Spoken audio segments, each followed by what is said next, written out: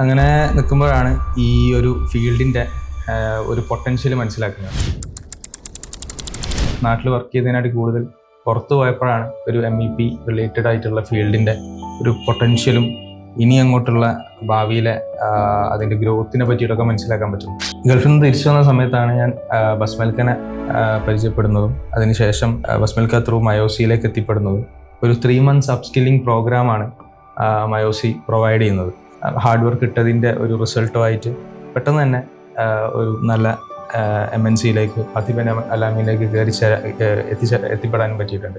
നമ്മളെ CV set ചെയ്യാനും അതുപോലെ തന്നെ ലിങ്ക്ഡിൻ പ്രൊഫൈൽ എൻഹാൻസ് ചെയ്യാനും പിന്നെ അതുപോലെ തന്നെ ലൈവ് പ്രൊജക്ട്സിൽ നമ്മൾ ഇൻവോൾവ് ചെയ്യാനും ഒക്കെ തന്നെയുള്ള ഓപ്പർച്യൂണിറ്റീസ് ഉണ്ട്.